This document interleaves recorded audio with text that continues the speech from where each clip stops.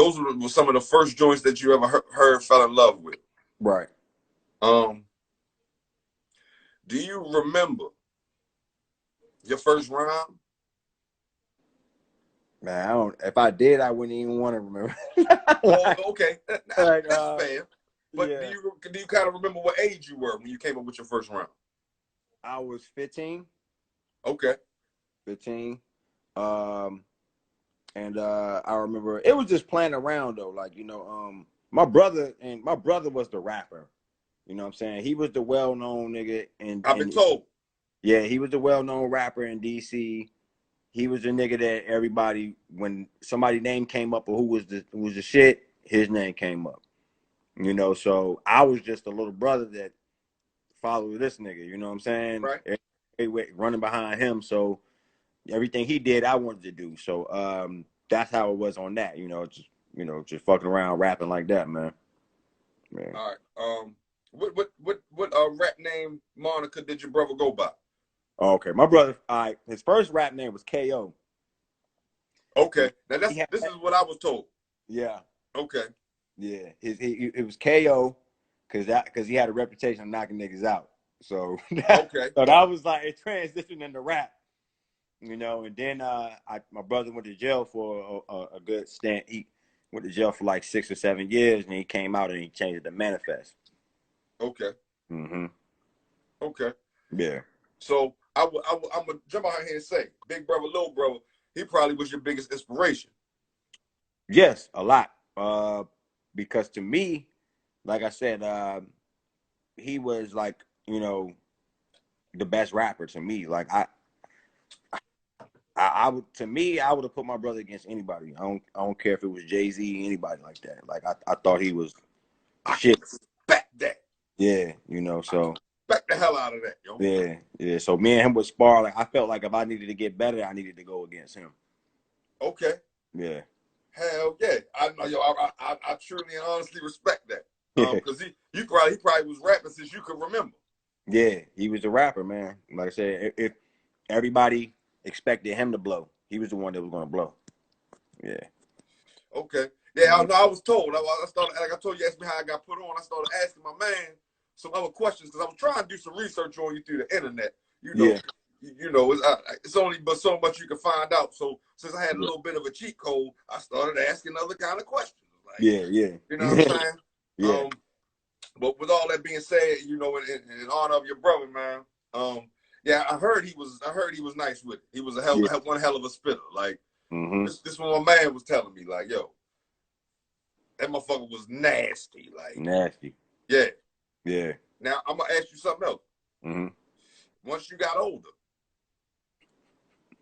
could you bust his ass?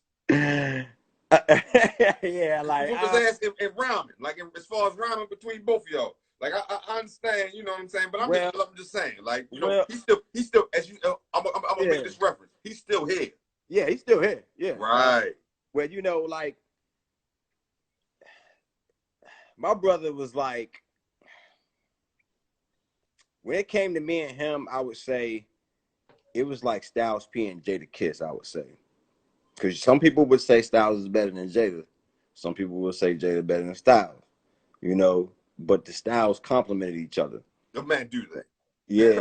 Man do that. Okay, damn. Now you saying that like that? Yeah. It was like that. It's just a toss up. Yeah. It's just a coin flip. Yeah, because I had the ability to make a song. Like I could, like Jadakiss could make songs. Just Styles P was the rapper. Styles P was the rapper. You know what I'm saying? That's how it was with my brother. Like he was the rapper. He could tear your head off, but I was the person that I could tear your head off, but still I can make songs too. And that comes down to storytelling, structure, laying out a beginning, a middle, or end. Okay. Yeah. Okay. All right. Other than your brother, are there any other influences on you as an artist, as a man, whatever it may be? Well, like I said, DMX was one. He was my top list. Okay. DMX, Scarface, Let's see, man. Of course, Jay-Z, man. Jay-Z, just Jay-Z as a complete as a complete entrepreneur, because I just love the way he carries himself business wise too, man. And then like current rappers now, man, I like Freddie Gibbs. Okay. I like Benny the Butcher. I like Conway the Machine, Shay Noir. We gonna talk about Miss Shay. Yeah, you know, it goes like I can go on and on, man. Like okay. I love Cy Rock. Like she's fire. Okay. Lyric Jones. It's a lot of them. Yeah. Okay. Yeah. So other than this album that I want to get into you with, what other projects have you put out previously? Well, the one I put out previously to this one was like 2.5, almost 3 years ago. It was called Genesis 98. That one was, I like that album because I felt like that was when I found my sound of what I wanted to be sonically. I felt like with the other joints, I was trying to searching for myself of what I wanted to do. Okay. You know, but now with this album, I feel like I'm here now. I'm here. Okay. Mm-hmm. Now you said it was called Genesis 98. Mm-hmm. I don't know if you know about the year 1998 in hip hop, but I'm just gonna ask you, why'd you call it 98? That's exactly why, because Genesis in biblical terms is the beginning of creation, right? Right. So to me, 98 was the beginning for me. So that's my Genesis. That was the beginning of when I fell in love with hip hop in 98.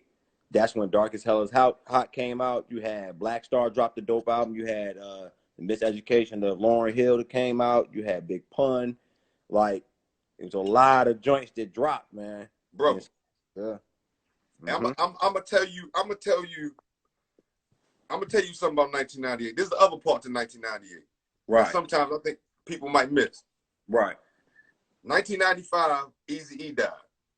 Wow. 96, Tupac died. Right. 97, Biggie died. Right. So that's 3 years in a row that big hip hop icons died. Yep. In 98, you get a gang of new blood, some old, but you get a gang of new blood, and I'm talking about that was even the year that I'm gonna even say that nobody even caught that the South really kicked the door in with No Limit, dropping 26 albums in 1 year. Yup, they came out swinging strong. Didn't Outkast, when Outkast was coming out then too, right? They had Aquemini come out, Cold Classic. Yup. You know, and all of them other albums. I mean, to me, next to 1988 and maybe like 94 or 3, I can't remember which one it is. 98 is definitely one of the most important years ever in hip hop. Ever. Yep. It is top 3. Yep. It ain't even top 5. It's one of the top 3 most important years ever. Mm-hmm. That's how I feel. That's how you feel? Yeah. That's what, after you said Genesis 98, I registered what you said, but you know, that's what I had to ask you. Yeah. Okay. Now, one more question before I get into this app. Did you go by a different name or moniker before? Yeah, it was just Shane. It was just Shane. Mm-hmm. Okay. Because I was looking at I was doing my research and I looked on you had to be your Instagram. That's all the fuck I got. Right. And I want to say it said like the name is official or something to that effect. Yeah, I changed my name because of copyright issues.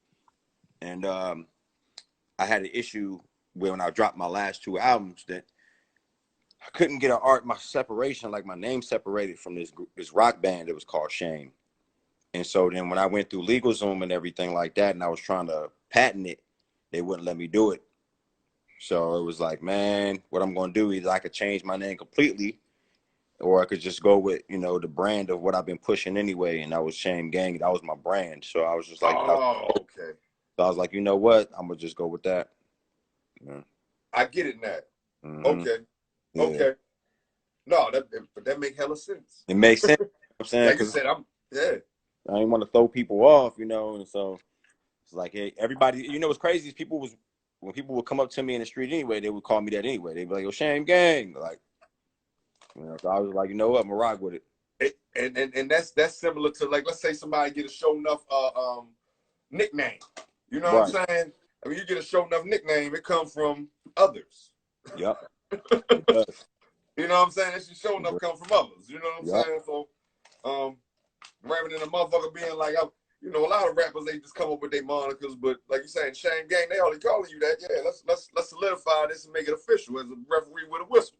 Exactly. All right. Yeah. So now, I want to talk to you about this album. Okay. Is this your first official album? Nah. You know, Genesis '98. I would say that was my first. Nah, I'm tripping. I had another album that was out called The Sequence, and that was called The Sequence 1988. You see what I'm saying? And so that was an important year in my life as well around that time. And so, I mean, not to my life, but somebody else in my life. And so then that's why I dropped that one. And then, you know, Genesis '98. And so then this is my third album. Brother, hold up, time out. Yeah. I just told you. I don't know if you were paying attention to me. I said compared to 1998, 88 was probably a bit more important. Exactly, and that's why I named it. Yeah. Okay, now talk to me. Now, Brandon, we gotta go back. Now we're going back to that. Yeah. Please talk to me about this. What's it called again? 1988. What's it called? The Sequence 1988. Please talk to me about that. Well, Sequence 1988, man. That was a year in hip hop where, what was it, man? You had a lot of, you know, it was a transition going into the '90s, kind of. You know what I'm saying? Talk about it. Come on. Of new artists kind of coming out. You know what I'm saying? But another joint that kind of stuck to me was that that was the year that my mom and them had actually like tied the knot too. So word. Yeah, so it was pushing to me, you know what I'm saying? So I was like, all right, cool, you know what I mean? But it was very important in hip hop as well in 1988. Well, I'm gonna say, as you're saying about 88 and 98 for you personally, both of them for you personally had strong impacts. Yeah. Mm-hmm. So to tie it into the music and the hip hop as a whole, you